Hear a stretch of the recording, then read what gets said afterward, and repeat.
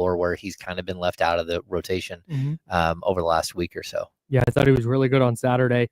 The other branch that grows off of this is it was reported yesterday by you, James Hammond, the Kings Beat, that Skal Labissière had signed a 10-day contract with the Kings. Is this has to just be a depth thing, right? Oh yeah, it's a depth thing. This is not Skal is going to step in and enter the rotation. Well, I mean, it just depends on whether Skal plays or not. Really does depend on where you're at with within each individual game. I mean, if you build a 15-20 point lead, or if you're down 15-20 points to a team, Skal's going to play. And to me, it's a good thing, because what you're doing here is, some people will say, hey, why not Isaac Jones? We'll get into that in a minute. But Skal specifically, Skal has been a franchise player for you. He's a guy who's been sitting down at the G League level, putting in good work, being a good teammate and a good coach, and helping bring along a young group of players for the last 2 seasons.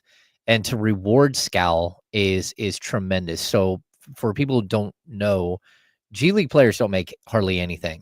Like, two-way contracts are half of a rookie scale NBA contract. So rookie scale this year, I think, is $1.4 million. So G League two-way players make roughly $700,000, right?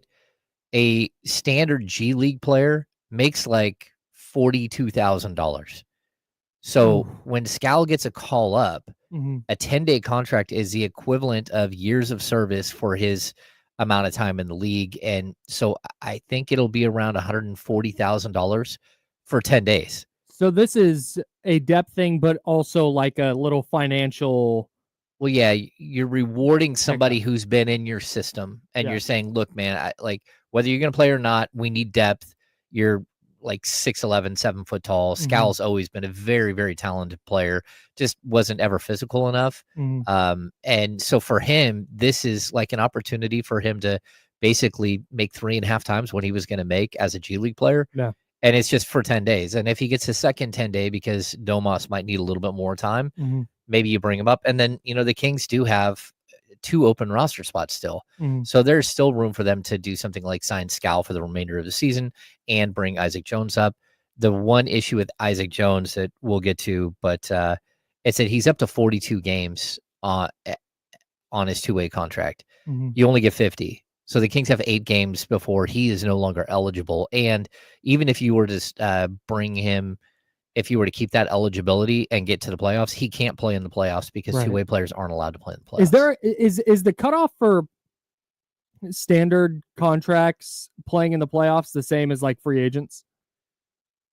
Yeah.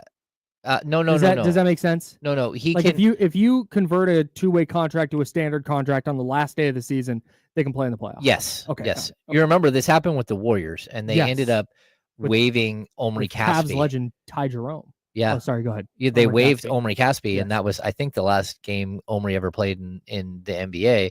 They waived him the day before the playoffs, and he thought he was going to make the playoff roster, and then all of a sudden he was gone.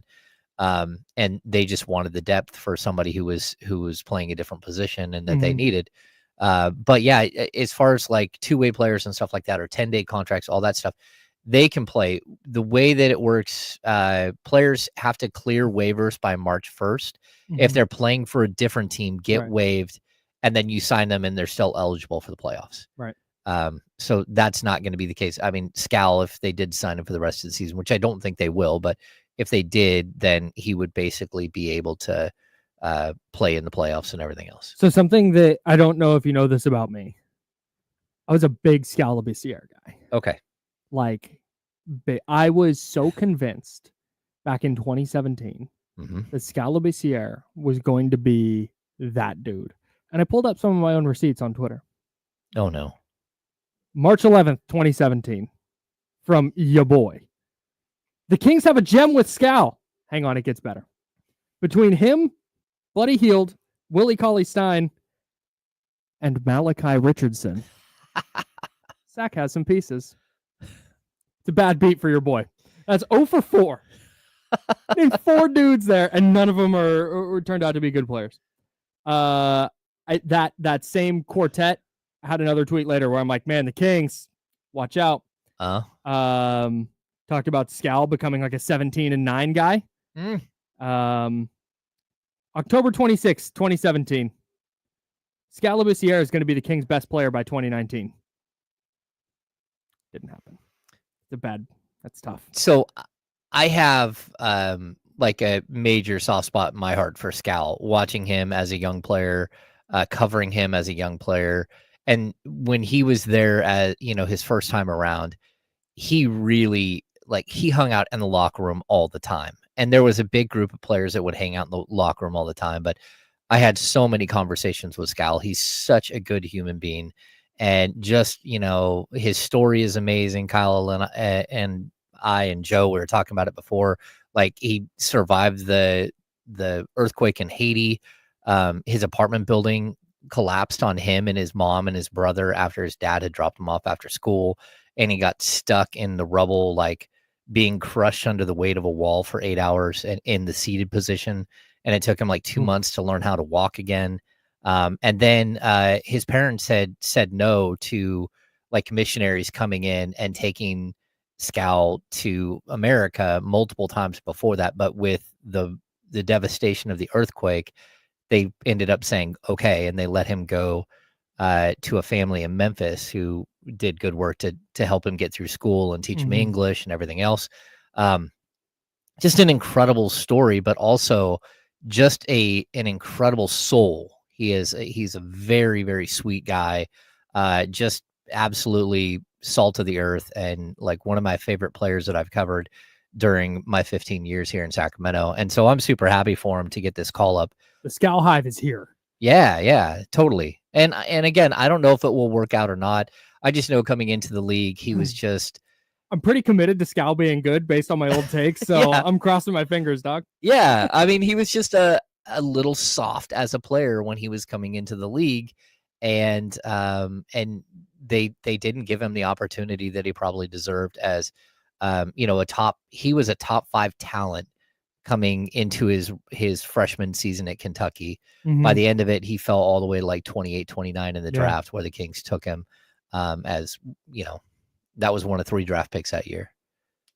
October of 2017 was when I said by 2019 he'd be their best player. In February of 2018, 6 months later, not even 6 months later, 4 months later, I think Skal has the potential to be the Kings' best player in 3 years. So now we're up to 2021. We're just kicking that can down the road. He's a big Skal guy. Hey, he won a game with a 3-point shot against the Knicks. Talking about how Skal and Giles might be able to provide spacing. Love this. This is good. Yeah. Skal Labissière is something I tweeted. Yeah. I told Kyle earlier, he invited me and Mark Spears to go to Haiti with him the first time he was heading back to Haiti. And it ended up the trip got canceled because of security issues and Skal changing his representation. But it would have been a heck of a trip. Yeah, man, that would have been a pretty incredible story. Bummed that one didn't pan out.